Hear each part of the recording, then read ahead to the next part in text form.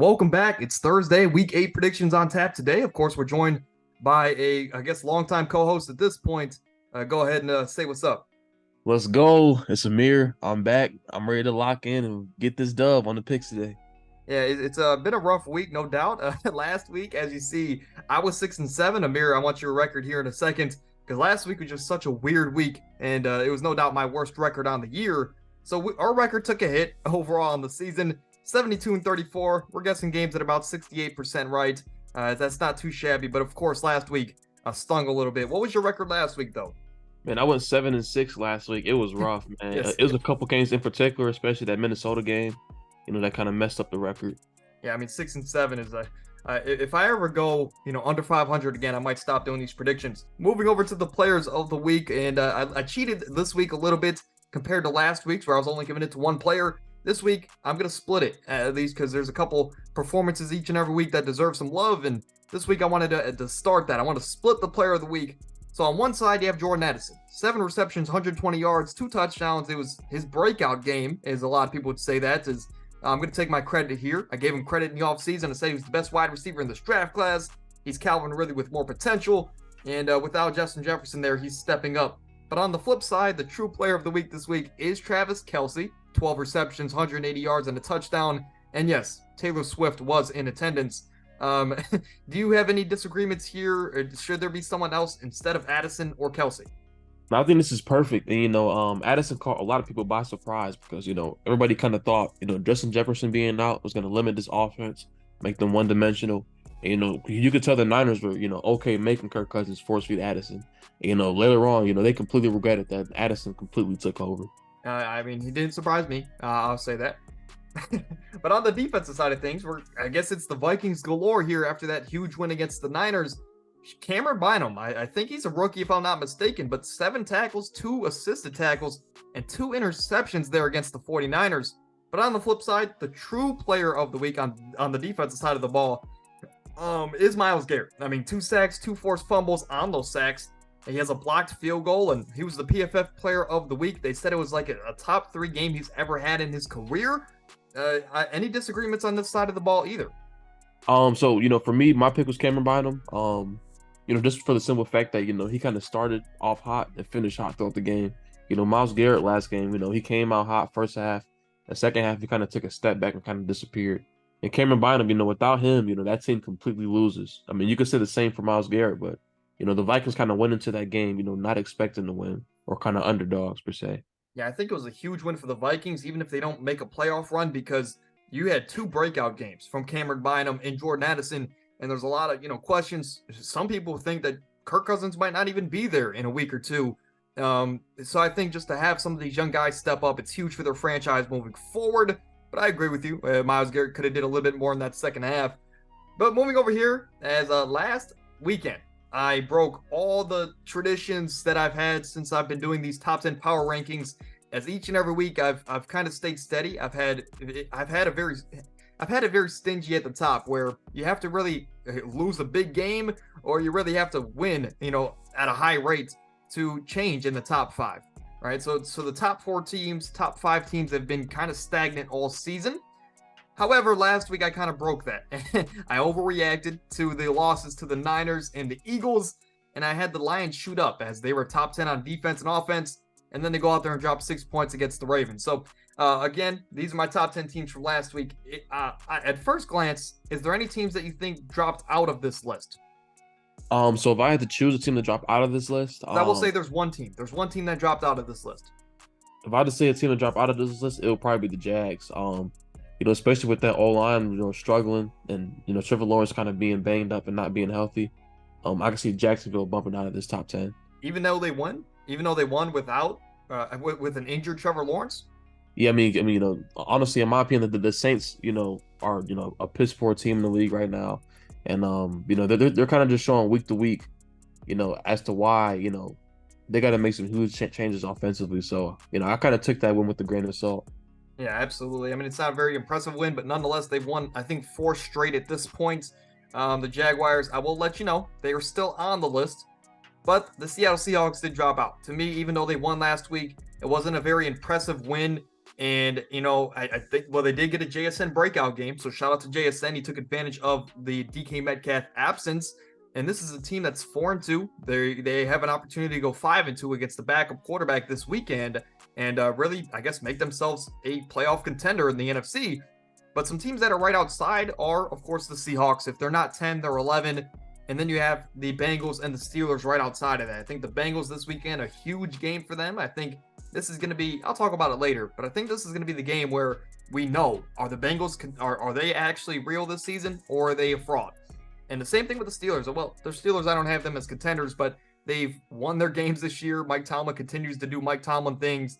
And I think they're just right outside. They're, in the 13 to 15 range, if you want to say that. But the Seahawks did fall out my list. At number 10, though, I'm going to be a homer. I'm going to have the Cleveland Browns. This is a team that has entered the list 3 times this year and has left the list another 3 times this year. Every single time, I think they haven't passed number 8. Regardless, though, they got a huge win last week against the Colts. A very questionable ending to that game as the refs are, for once in the history of football, on the Browns side as far as that PI to DPJ. But the Browns, 2 back-to-back huge wins with PJ Walker as the quarterback. We're missing a quarterback that we're paying $230 million to, and we're still managing to win games. To me, we'll talk about it later, but I think right now, our biggest questions come off the field, and I think this is a huge trade deadline for us. But at number 10, do you have any questions about the Browns here? No, I think this is honestly, a pretty good spot for the Browns. And, even though the offense is still struggling, this team's potential is still through the roof. This is a Super Bowl caliber defense. And, I said the biggest struggle with Cleveland so far is, not winning the turnover battle. I think we're last in the league in the turnover margins. And so once we figure that out, our offense, our pass game kind of gets going, I think it's lights out for this team. Yeah, I mean, a lot of questions. Nobody, a lot of us thought that, season was over after Nick Chubb went down, and we are 4-2. We're managing to get some wins. And, again, like you mentioned, this is a Super Bowl caliber defense, the best defense in the game of football. But I think right now we need to trade for Jacoby Brissett. Any thoughts on that? To me, he's a backup quarterback in Washington. Sure, is he playing a mentorship role to Sam Howell? Yes. But I also think that if we throw a 5th-round pick at Washington, we could bring a quarterback into this system, at least until Watson fully gets healthy, that was here last year. He won ball games, and he knows the system already, so there's not going to be an adjustment period. What are your thoughts on maybe the Browns getting, Jacoby Brissett over a guy like P.J. Walker? I think that's a great pick. P.J. Walker, as you can see now, he's struggling, under pressure. He struggles at making reads. You go ahead and bring in Brissett. He's going to come back in. It's a lot easier for a veteran quarterback to come in and kind of adjust on the fly and hold it down, pretty much. Yeah, I think that, the team believes in him. The city believes in him. Do we believe in him as much as we should be believing in Deshaun Watson? No, but I think he's still going to be a better option for us at this point over a guy like PJ Walker. Is 2 fluke wins, but, again, a win is a win. Browns at number 10. For the remainder of this list, Amir, just go ahead and cut me off as I go through the remainder of this list. But without further ado, at number 9, we have the Buffalo Bills dropping 3 spots after their loss to the New England Patriots. They made the Patriots look like a serviceable offense, which the Patriots haven't done all season. So they dropped 3 spots for me. Still a top 10 team. I think no doubt they could still jump up. But as of right now, they had an embarrassing loss last week. At number 8, we have the Dallas Cowboys dropping 1 spot. As if I'm not mistaken, they won last week. Regardless, I have them dropping 1 spot. They just haven't shown, they were on a bye last week. And they just drop a spot simply not because they got worse over the bye week, but just because that the other teams looked better. And that's really what it comes down to. We had teams like the Ravens and the Jags jump up. And with that being said, the Cowboys just dropped the spot. Again, not a big difference between 7 and 8. At number 7, though, we have a team that you said should drop out the list in the Jacksonville Jaguars. Despite Trevor Lawrence being banged up, despite Calvin Ridley being one of the biggest decoys in the NFL, this team managed to win on Thursday Night Football against a serviceable Saints defense. Was it a pretty win? No, but they've won 4 straight, and they're starting to get hot. Any questions so far? No, honestly, I think it's pretty solid so far. This Bills team is a roller coaster ride, and I think they're fine where they're at just because, you don't know what to expect from them week to week. So I think they're perfect at the 9 spot. I would love a Terry McLaurin trade for them at this deadline, but again, I'm not in that front office. At number 6, we have the Miami Dolphins. They dropped one spot after their loss to the Eagles. Look, they lost a game in ugly fashion. They only put up 10 points, but they lost to the Eagles, maybe the best team in football. So I can't dock them too much. And to me, they dropped just one spot here to the number 6 spot. Are they better than the teams above them? Well, at least not right now, but they're better than, I think, 7 through 10 at this point in the season. If I had to bet on in a one-game setting, is a good way to put it. Moving on to the top 5, though, we have the Detroit Lions. A lot less overreacting this week. They're back to where they belong. Amir, of course, that was the first thing you did after that game. You texted me, where are the Lions at now? To me, they're in between that 5 to 8 range like they've been in my rankings all season. I got ahead of myself with the Niners and Eagles losing. I overreacted. Way too overhead. I haven't done that all season, but the Lions at number 5 here, I think, is that a much better spot for you? That's right where they belong. Moving to number 1 was way too far. They've had a cupcake schedule so far. But I wouldn't panic and move them any lower than this, just for the simple fact that the Ravens, have been looking legit so far. So I think they're perfect right at 5. Speaking of the Ravens, they jump up 5, and again, this might be an overreaction, but they move up into the top 4. They were, of course, at number 9 or 8 last week. This is a team that just blew the doors off of the Detroit Lions, and now they're in contact with the Titans. They might even bring Derrick Henry in. I think they're the front runner as of right now in the next week or two. As again, there's reports that deal might get done today for Derrick Henry to go to the Ravens. I don't know if you saw that, but Derrick Henry might be a Raven, and if that's the case, this team is only getting more talented and better going forward. But as far as what we know now, they just blew the number 1 team out from last week, 38-6. This is a team that has continued to win a couple games. I think they've won 3 straight. It's hard to go against the Ravens right now, but I still have my worries come playoff time. Moving into the top 3, I do have the San Francisco 49ers at number 3. And look, how did they lose 2 straight? How did they lose their starting quarterback and they're still a top 3 team? Well, again, I overreacted last week. I should have probably still had them as the number 1 team in football, or number 2 at the very minimum. But to me, this is still maybe the most complete team in football, top to bottom. They have to wait for Purdy to get healthy. But overall, they have the talent to compete with anybody. And in a one-game setting, I don't know if the Ravens beat them. And in a one-game setting, I don't know if the Dolphins or the Lions even have a chance against the 49ers. So for that reason, they're just too talented to leave the top 3, in my opinion, moving forward. And now, again, I'll say this. If they lose next week, of course, they're going to drop out of the top 3, maybe even the top 5. The Eagles at number 2. They jump up 2 spots, and this is where they have been all season. They've been at the number 2 spot all but 1 week, which was, of course, last week. But the Eagles at number 2, again, they have an argument for maybe the most complete team in football. They just got a huge win over the Dolphins, and I still don't think they're playing their best football. Yet they're 6-1.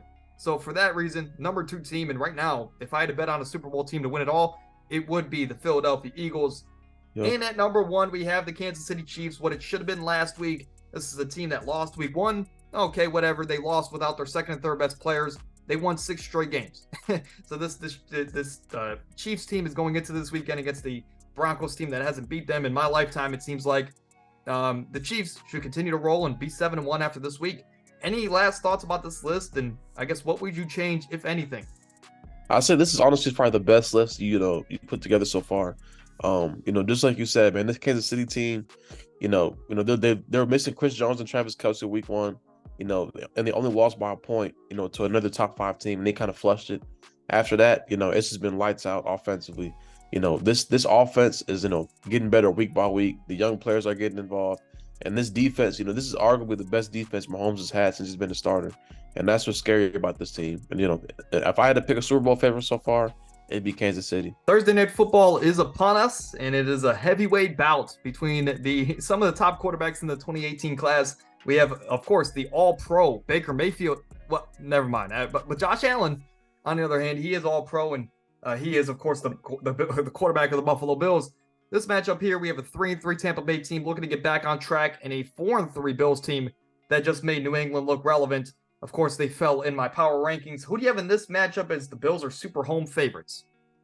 In this matchup, I have Buffalo.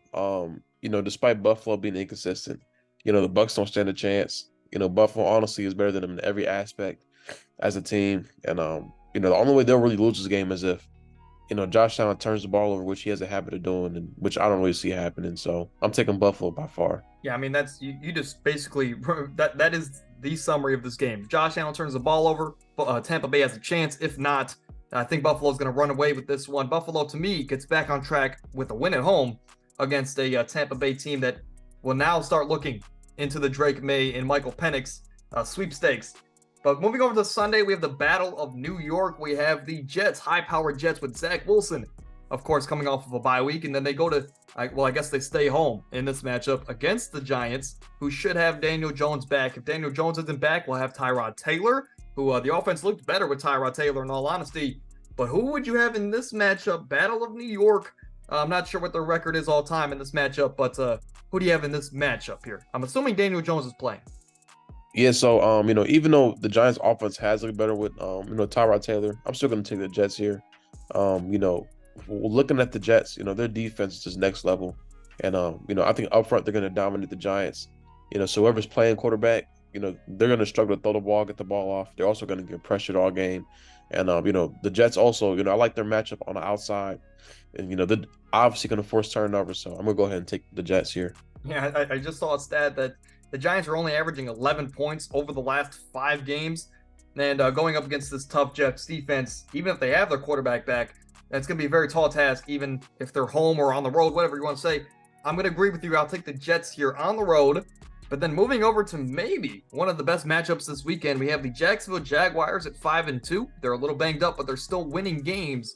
A sign of a really good team. They go to Pittsburgh to take on the Steel Curtain. Well, I guess the modern Steel Curtain, led by TJ Watt in the Pittsburgh Steelers, a team that has also won 2 straight games, and they're managing to win games despite, I guess, the questionable play calling from Matt Canada. This is a matchup to me that is going to come down to the health of Trevor Lawrence. I can definitely see it being a trap game for the Jacksonville Jaguars on the road, playing a very tough defense, a team that is just doing enough to win games. And that the last time that Jacksonville faced a defense like Pittsburgh, they faced the Bills in London, and they got embarrassed. No, they won that game, if I'm not mistaken, but they had a tough time, is the point I'm getting at. Jacksonville, for me, though, I still think they come into this game on the road, and they do get a win against Pittsburgh. I think Calvin Ridley can finally have a big game, as Doug Peterson has made it a point over the last couple press conferences to say, we need to get Calvin Ridley the ball. I think he finally has a big game here against Patrick Peterson, and Jacksonville will pick up a win on the road. Yeah, kind of like what you just said, man. This Jacksonville team, last time they played against a defense like this, they struggled. But this game is all up to Trevor Lawrence. Trevor Lawrence, if he's healthy, they win. If he's banged up at all and has any type of hindrance with his knee, they lose. This is obviously a trap game for the Jags. This will kind of like tell us, where they're at. If they're gonna keep uprising, keep up this pace, or if they're gonna decline. And Pittsburgh has, just been getting by with these games. And so, I'm going to lean more towards the Jags here to take this win. I have more confidence in them, producing more on offense and kind of, getting over the hump. Absolutely. I mean, it's kind of hard to trust the Steelers, but it's been like that for a couple of years now, really since the last couple of years of Big Ben, and Mike Tomlin's just still finding ways to win ball games. It's kind of amazing. I'm kind of jealous, though, as a Browns fan, in all honesty. But then the Philadelphia Eagles, battle of the NFC East. These teams met in week 4, which was a kind of a surprising shootout. The Eagles, though, they took care of business in that one. They beat the Commanders. And, of course, we get the rematch here, but this time in Washington. The 6-1 Eagles, the 3-4 Commanders. Commanders, they've struggled since that 2-0 start. And it's really just due to the protection of Sam Howell. They cannot protect him. Sam Howell is the most sacked quarterback in the NFL. And the Eagles maybe have the best pass rush in the NFL, or at least the most depth on the defensive line. I think this game can get out of hand pretty early, and I think the Eagles are really going to just kind of negate Brian Robinson in this rushing attack, and they're going to force Sam Howell to beat him through the air, which I guess they had success in week 4, but I think it's going to be a different story. I think Philly will get ahead early in this game, and they're really going to cruise second half. Maybe Washington makes it interesting at the end of the game in catch-up mode, but pretty easily, I'm going to take Philly here. Yeah, I'm taking Philly pretty easy here. Philly, their mantra is dominating the game up front, and that's exactly what they're going to do. Sam Howell's probably gonna get sacked, about 10 to 15 times. And he really doesn't have a chance. He has a habit of turning the ball over, which the Eagles are also good at doing, producing turnovers. And I think they're gonna dominate this game. How many tush pushes do we see this week? So honestly, they probably won't even need him. I mean, they'll probably punt the ball collectively maybe once or twice this whole game. Yeah, they might punt the ball, and that might even produce more offense than the Commanders. But yeah, again, Philly here on the road. The Rams going to Dallas. I think this could be a very interesting matchup this weekend. I know that Dallas on paper should destroy the Rams as they are not very friendly to the quarterback position, at least opposing teams. And they also produce pressure at one of the highest rates in the NFL. And that's not good for Matt Stafford. Matt Stafford's old. This team doesn't have an offensive line. And he's also one of the most sacked quarterbacks in the NFL. And of course, for a pass rush led by Micah Parsons, that could be dangerous for this game.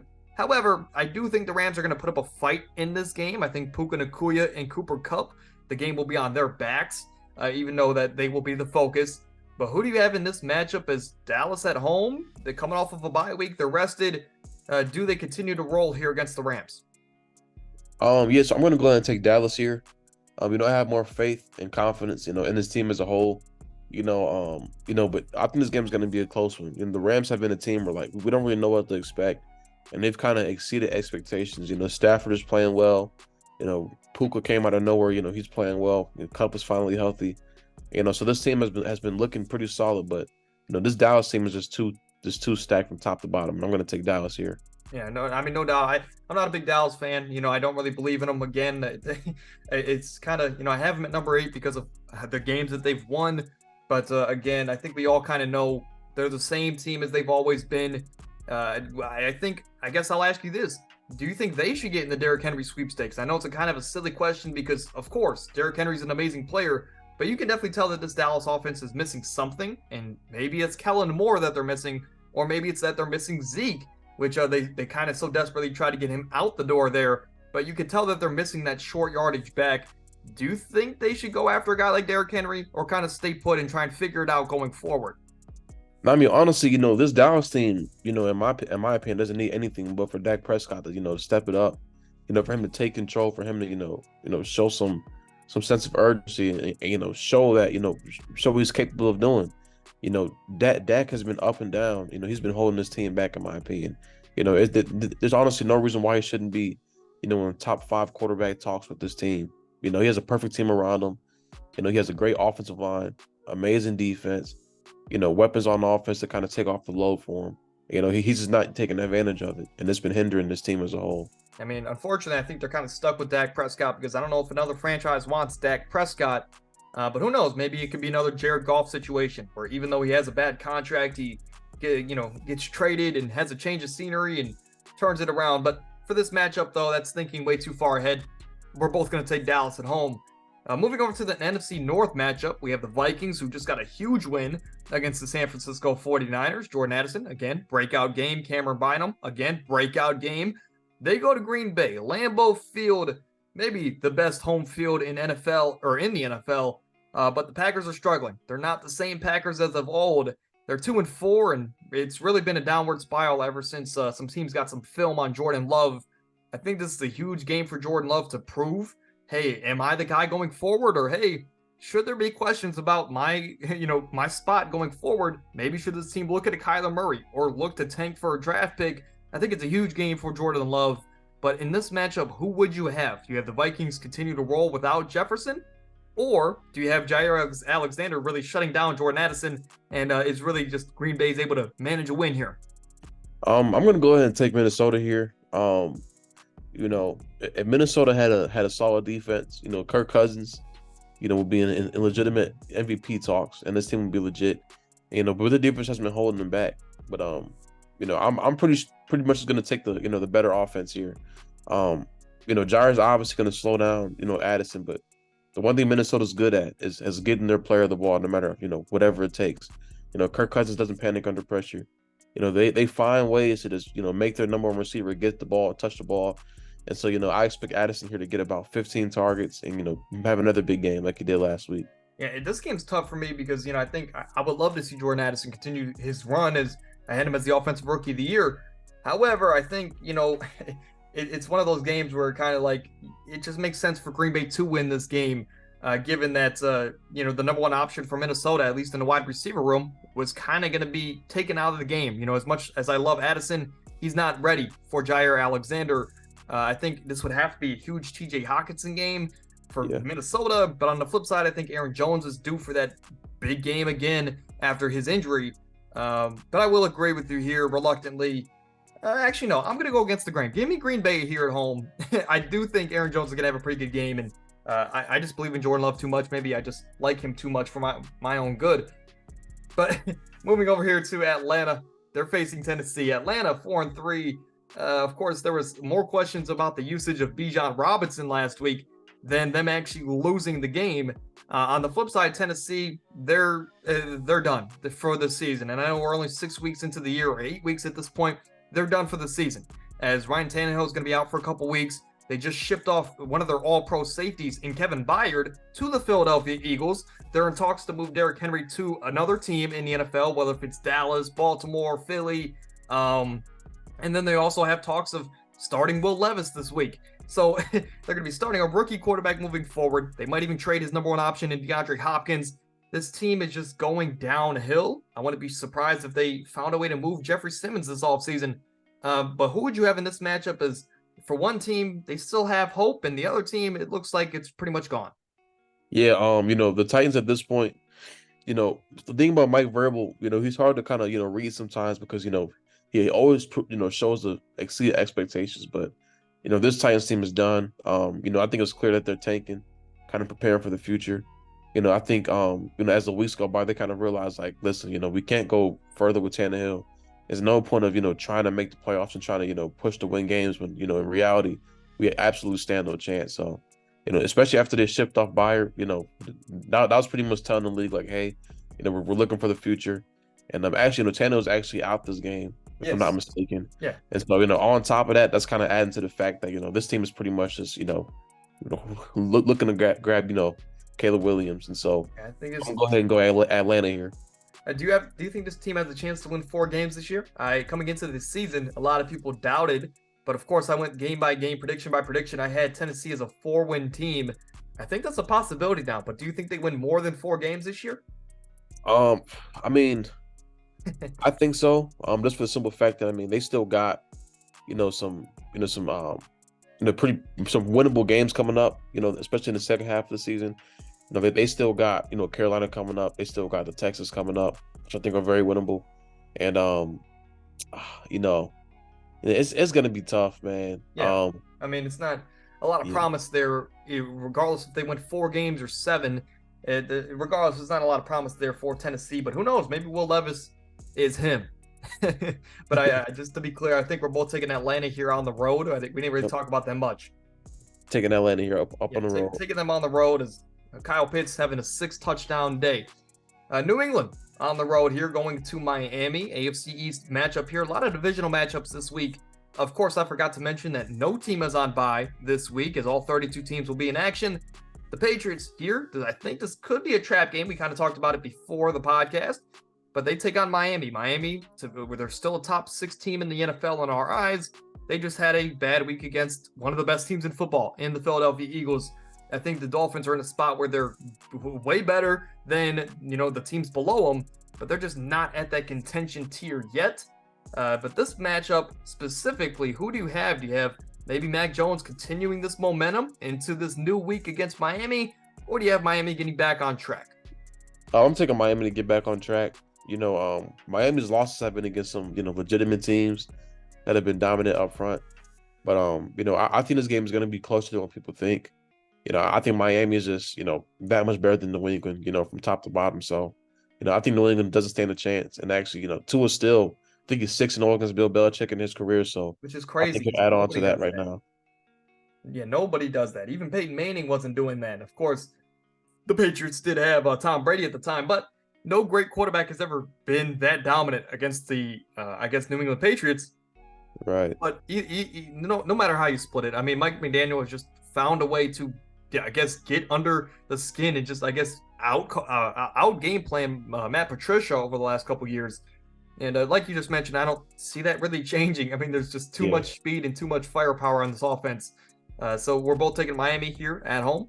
Yep, taking Miami here up at home. Taking Miami here at home. And now this is an interesting game. We have the New Orleans Saints and Indianapolis Colts. Fun fact, that was really the first Super Bowl I ever remember watching.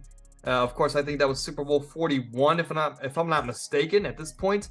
But Drew Brees and Peyton Manning, the legendary game. Saints came away with a win, first win, or Super Bowl in franchise history. And ever since that day, Drew Brees was my favorite player of all time. And I think he still is to this day. However, that has nothing to do with this matchup. The Saints, they lost Thursday night last week, looking to get back on track. And the Colts, on the other hand, they, I guess some people would tell you they should have won the game last week against the Cleveland Browns. Gardner Minshew had his best game as a Colt. Michael Pittman had some plays, but most notably, Josh Downs had his breakout game, very close to being a player of the week. Jonathan Taylor continues to get momentum going. And for those reasons, even though that the Saints should win this game, we don't even know if they're going to have Chris Olave for this game because, of course, he has some off-the-field stuff. He might be in a jail cell for this game. I will take the Colts here at home. I think they just dominate up front, even though the Saints have a really good defense. There's only so much a defense can do until a point where your offense needs to step up. And an offense that's going to be relying on a 30-something-year-old Michael Thomas who might not make it through a game, it's going to be very iffy. So I'm going to take the Colts here with Gardner Minshew, surprisingly, over the Saints here at home to dominate on the ground on the backs of Zach Moss and Jonathan Taylor. So right here, I'm going to go with the Saints right here. This game is another 50-50 game. That's kind of hard for me choosing. But, I mean, both these quarterbacks have had some, terrible plays so far. Even though Minshew, accounted for 4 touchdowns last week, they also still, turned the ball over 4 times. So it's kind of iffy with them. And, this Saints defense has kind of been, carrying the load. If Olave doesn't play, I think the Colts take this, but if he does, I'm taking the Saints. I think it's that close. Yeah, I think honestly, just due to the coach is probably gonna have to say, look, you can't be doing that stuff. He might just sit just due to team precedent, and that's really just kind of what I was thinking. But I will take the Colts here, at least for me. I don't know how you do these games, but for me, when it comes to a 50-50 game, it's just easier to trust the home team. Yeah. Or I guess if you want to look at the quarterback situation. But for me, I'm going to go with the Colts at home. You're taking the Saints on the road. But any last thoughts about this matchup? Now, this will be an interesting game. This will kind of, show it, is Derek Carr, still have some hope left or not? Yeah, I mean, they paid him like it, so he better. Right. Moving over to Houston, and they're going to Carolina. Battle of the number 1 and number 2 overall picks. One quarterback has shown a lot of promise, and it actually looks like a franchise quarterback. The other one, on the other hand, of course, has not won a game yet. I'm not going to spoil which team has that quarterback, but that quarterback's also dealt with some injuries, and the team hasn't really clicked at the fullest potential yet. Also, again, that's expected for a rookie to come in with growing pains.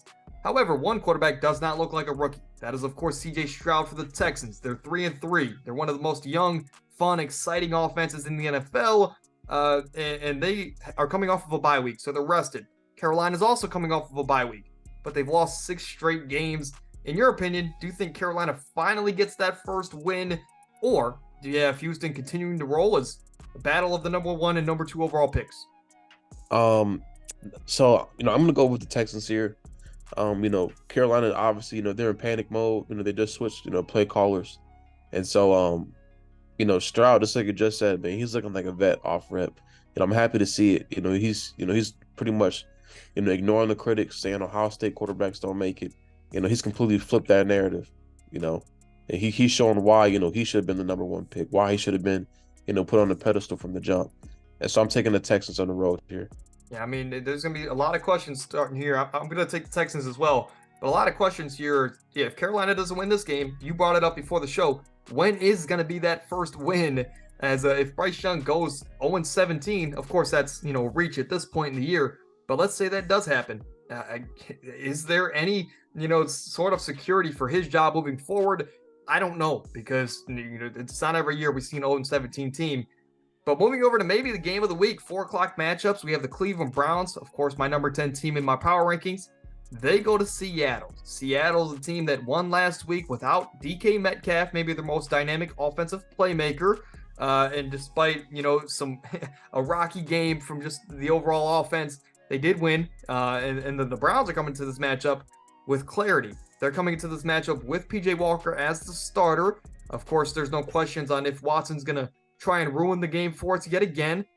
Do you have the Browns winning in this matchup, continuing to go to 5-2 despite having an XFL guy? Or do you have Seattle taking care of business at home in this matchup with the 12th man behind them? I'm taking Seattle, taking this game. PJ Walker has, looked horrific, as a starter so far. And the problem with the Browns, they have to realize, change or die. They got to figure something out in the quarterback situation. They got to start somebody else and figure something out. And until they don't, I'm gonna take Seattle here. Especially it's in Seattle on top of that, to add to that factor. And so I think Seattle's gonna win this game.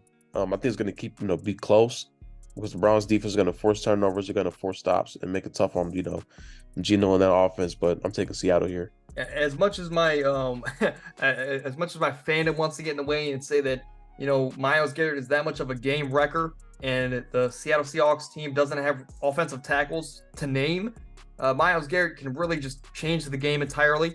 I think we have the talent on the back end to keep up with the receivers of Seattle, and of course we have the rush defense. Yeah, it's tough. It's a really tough game for me to predict. We're going to be relying on Kareem Hunt, who's a little banged up, and Pierre Strong to really run the offense.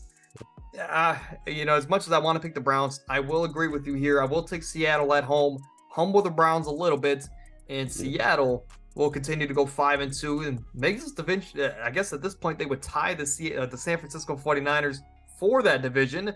I guess many of us didn't expect that at this point in the year. Yeah. But I will agree with you here, unfortunately, reluctantly. But Seattle at home here. Any last thoughts about this game? Do you think if the Browns lose this one, should we start to panic? Should we go after Jacoby Brissett now? Or let's say we lose this game. Do we go after the Kirk Cousins of the world, the Sam Darnolds, the Jacoby Brissetts of the world, or would you just wait for Watson to return? If the Browns lose this game, and if PJ Walker, plays like how he's been playing, I think we do panic. I think we, instantly go for a change. The second the game is over, we're talking in trade talks and a trade for somebody to bring a vet here.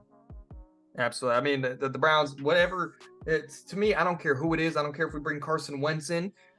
People can make fun and poke fun at him all you want, but he's better than PJ Walker. I don't care if he has to learn the system in one day. That's a veteran quarterback that without him, the Eagles don't win the Super Bowl in 2017. And I'll argue that all day. This is still a Super Bowl level quarterback, in his prime, but he's still a veteran, and this is a guy that is better than PJ Walker, even though he's not what he once was. So at the very minimum, I want to see the Browns bring in a guy like Carson Wentz or trade for Jacoby Brissett or a guy like that, like you just mentioned. But without further ado, we're both taking Seattle. On to maybe the game of the week. Cincinnati, they're coming off of a bye. San Fran is coming off of a short week and a loss on top of that, 2 back-to-back losses. Cincinnati, they've won 2 straight games. Joe Burrow's healthy, and again, they're coming off of a bye. They look better than ever. T. Higgins is available for this game. This is a game for me, like I mentioned, I think we're going to find out who this team is. Are they going to live up to the hype I had for them as my Super Bowl favorite, or are they going to kind of just be middle-of-the-road team that could make some noise, basically in the Chargers tier? And then San Fran, on the other hand, I didn't know this until before the show. Brock Purdy's in concussion protocol. He might not play this week. A good chance he won't. And we're going to have Sam Darnold at home here for the Niners. Who do you have in this matchup, as San Fran's home and they still may be the best team in football? I'm going to take the Bengals here. I think this is going to be a low-scoring game. But just like you just said, I think everything is pointing towards the Bengals to win this game. And they're fresh off a bye. The Niners have a short week. They've also lost the past 2 games, and their starting quarterback is out. So I'm going to take the Bengals here on the road. Yeah, I think could be a very big T. Higgins game. We haven't had that yet this year, and this could be the week. But moving over, so we'll take it Cincinnati in that matchup, to be clear. Kansas City, they're going to Denver. Pat Mahomes is 100,000 against the Denver Broncos in his career. His first career win came against the Broncos, and again, he hasn't lost since. I think no doubt here, I mean, they've won 6 straight games, and even though it hasn't always been the prettiest, they're winning ball games, and that's the goal of football. I'm going to take Kansas City here on the road. Not much analysis for the Broncos. They're, I guess, trying to figure it out.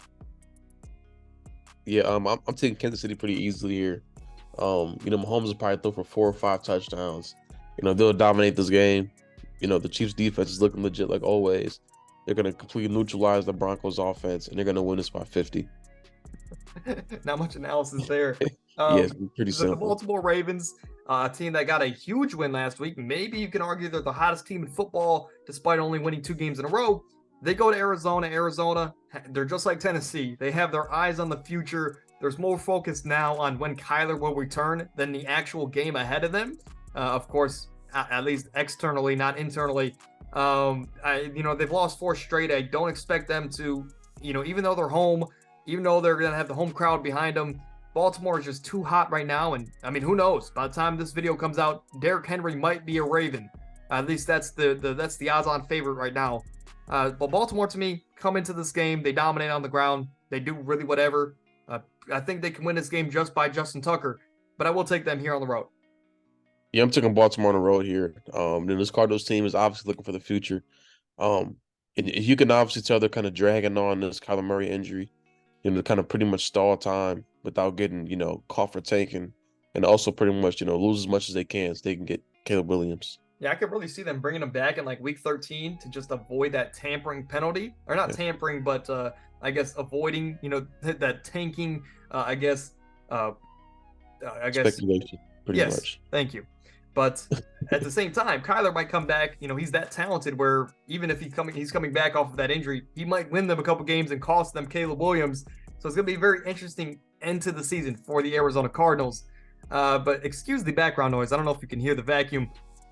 Regardless, we'll stick through it, right? I'll mute my mic in between.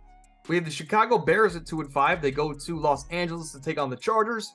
Some of my favorite teams growing up, at least in that time. But when I first started getting the football, but really just a lackadaisical Sunday night game. They really could have flexed any other game to Sunday night. I would have much preferred the Browns in Seattle here, or even seeing the Chiefs offense on Sunday night would have been better than this matchup.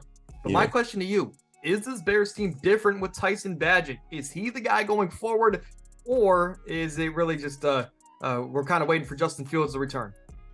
I mean, honestly, Tyson Bagent has looked like the greatest quarterback in Bears history. So, don't disrespect Jay Cutler. Jay Cutler would throw you 30 interceptions, but he would throw you 32 touchdowns. Yeah, he would though. Also disappoint you in the NFC title game and take away the chances. But go ahead, I'm sorry. Honestly, personally, no, I mean it's only been 1 game so far. I think it's more so a struggle for the Bears team as a whole rather than the quarterback situation. I mean, they still have no O-line. The receivers still haven't been playing up to par. Outside of DJ Moore, the defense is still having struggles. So, personally, it's kind of hard to tell. I say keep Fields and don't panic just yet. As he gets healthy, we'll kind of see how well Bagent produces. Yeah, I'd rather just stick with Fields at this point, even if you don't win another game. Justin Fields is a better quarterback than Tyson Bagent, but I guess who knows? I guess with more opportunity and more reps under his belt, maybe Tyson Bagent is the guy for them going forward. But for the Chargers, to me, it simply comes down to they can't afford 3 straight losses. I think if they lose this game, we might see a head coaching change here for Los Angeles, as crazy as that might sound. So to me, I think Brandon Staley is able to save his job, and I think he's able to get a win here at home against the Bears. Would you agree? Yeah, I'm taking the Chargers here pretty easily. Taking the Chargers here at home. Closing off the week, we have the Las Vegas Raiders going to the Detroit Lions. The Lions are at home, and the dome effect is real. I talk about it tomorrow on my show for fantasy football. But Jared Goff he is a completely different quarterback at home compared to when he's on the road. His numbers are drastically different. So there's definitely a comfort level here playing at home in a dome on top of that. And I think this week they're playing a much lesser of a defense aside from Max Crosby. There's not much to worry about. Maybe aside from the aging Marcus Peters. The Lions here, I think it's a get-right game. I think they dominate, whether if it's on the ground or through the air. I think maybe Jameson Williams can finally catch a pass yet again. I think the Lions win this one pretty easily. I think the Lions pretty much control this game from start to finish. They still have a top 10 defense and top 10 offense. The Raiders honestly stand no chance. And just like you just said, hopefully we'll go and see Williams, try to catch something, try to get going. And I think this Lions team is gonna kind of experiment this game, kind of see, who's where they should be, kind of try some different pieces out offensively. Yeah, I think this is a team that should make a move maybe at the midseason mark, but Jameson Williams is just going to be that field structure that this team needs to take them to the next level when it comes to the playoff picture or playoff time. But I mean, there's not much analysis here. One team's trying to win and one team's has more questions trying to figure out who's their quarterback. I will say Jimmy Garoppolo will be back for this game, so that also means that Devontae Adams will be a non-factor. But Josh Jacobs might have a big game. That might be a Josh Jacobs game. But again, not much analysis here. We're both taking Detroit at home. Upset picks of the week. Again, these are not picks that we have during the videos. And Amir, we talked before the show. We're going to be adding a stipulation to next week and the following weeks ahead, as whoever has a better weekly prediction record, we're going to be having a stipulation given to the other person. So Amir and I, we could just be like, hey, I had a better record. You have to go and pick 3 road teams this week. And that's just a part of his stipulation. It has to be part of his record, is a good way to put it. Just to switch some things up here, because as we get closer to the end of the season, we're going to have pretty clear pictures on which team should win and which team shouldn't. But upset picks of the week, as of right now, to be clear, these are not it. Okay, these are just picks that if we had to pick an upset, this would be that team. For me, it's the Rams over the Dallas Cowboys. I talked about it earlier. I think just with giving Cooper Kupp, Puka Nacua, all the questions for Dallas, the Rams might have a chance here to pick up a big win under Sean McVay. Yeah, so for my pick, if I had to choose an upset, it'd be the Panthers over the Texans. Right now, I think the Texans are only favored by 3 points. And, so far, I mean, this Panthers pass defense hasn't been too bad. They've honestly been solid. I think just outside the top 10. And, that's honestly what the Texans like to do. Throw the ball, air raid and stuff like that. So, if I had to choose for a game the Panthers to win, it'd be this game. Absolutely. Hot take of the week. For me, it's very simple. I've talked about it like 4 times on this podcast. You're probably confused why I have Derrick Henry here. I'm going to say this is the last week that Derrick Henry is a Tennessee Titan. And it's very simple. I mean, whether if it's Dallas, Philly, Baltimore, the Cleveland Browns, I think it's finally time that Tennessee pulls the trigger on a reset. And as much as it's going to hurt Mike Vrabel, well, Mike Vrabel didn't have a decision in the A.J. Brown trade either. So I guess he has to deal with the cards that he has, and he is dealt. I think it's the last week Derrick Henry is a Tennessee Titan, end of an era there in Tennessee. Yeah, definitely. Yeah, I could definitely see that. Just like we just mentioned too. I mean, that Titans team, they're pretty much right now just focusing on the future. And so for my hot take, I'm gonna go ahead and choose TJ Watt to get 4 sacks this game, which is outrageous. But I mean, honestly, against this Jacksonville O-line, that's been kind of struggling against the pass rush. I think TJ Watt's gonna have a monster game here. Be in that first place of that depoy race. He's by far probably been the best defensive player in the league. You can make that argument. That man is productive every single week. And, having 3 sacks last week with ease, I think he'll continue that momentum and have 4 sacks. I mean, I don't know. I mean, the refs got a pretty good take. They got a pretty good chance for that defensive player of the year, at least if you're a Colts fan. But moving over to player of the week, and I'm just going to stick with Titans players because why not? I'm going to say that Kevin Byard, the newest addition for Philly, is going to get traded there. I mean, he's already slated to play this Sunday against who is Philly playing? I can't even remember. We just talked about it. If you can remember, please remind me. I got you. I do think Kevin Byard is going to come into this game, and it really played into who they played. So let me know when you figure that out. They're playing the Commanders. They're playing the Commanders. I think that's a game where the Eagles are going to get a big early, and it's going to be because of their offense. And I think defensively in the second half they're going to shine, and they're really going to, I guess, stifle this Washington team. Kevin Byard in his debut, he has a chip on his shoulder to prove he still has it. If there was any doubts, Kevin Byard to me, defensive player of the week. And so for me, I'm going to keep it vanilla here, keep it simple. I'm going to go with Mahomes for player of the week this week. Just like we just said, we don't even know if the Chiefs or if Mahomes has even lost to, Denver in their lifetime. I think he's 16-0, if I'm not mistaken. Something ridiculous like that, in their past 8 matchups, Chiefs versus Broncos. But, this Broncos team isn't ready. We're seeing Kansas City take steps week by week offensively. And I think Mahomes is going to add to this momentum and have a monster game this week. Yeah, I mean the Chiefs are slowly and I guess quietly 6-1. It's kind of like we overlook them just because they are the Kansas City Chiefs. Almost feels like we're seeing the Patriots reincarnated. But Yeah. that is really going to do it for today's show. I mean, any last thoughts before we get out of here? Again, we have a new stipulation on the line, so a lot more pressure with these picks. But any last thoughts before we get out of here? You know, I mean, I'm excited for this week, man. This is going to be an interesting week. I think now we're getting to the point where we're kind of seeing like, how teams are shaped, how the rest of the season is going to kind of look. And especially as this deadline come up, we'll be able to actually gauge and truly predict this game. So, we should kind of expect for records to get better week by week. Yeah, absolutely. I think it's finally the week where Cincinnati gets back on track and doesn't make me look stupid prior to my prior to the season prediction. But right before we get out of here, who is your Super Bowl favorite? Again, we're gonna ask you this each and every week. Who is your Super Bowl favorite as of right now? Right now, I'm gonna keep it simple. I'm gonna go with Kansas City. I think we mentioned it earlier. Kansas City. I and mentioned it Philly. earlier, man. Their defense. This is probably the best defense Mahomes has had since he's been as a starter, and especially if these receivers offensively keep on developing, keep on stepping up. We see Sky Moore keep taking steps. Scantling to kind of get involved, and just brought back Hardman, so hopefully he's going to get involved. On top of that, man, I see nobody stopping this team. Yeah, absolutely. I'm going to go with Philly. For all the reasons I said, they just got even better as they were already the most complete team in football. Ironically, those are the two teams that met in the Super Bowl last year. Crazy what happens when you have a good core from the head coaching down.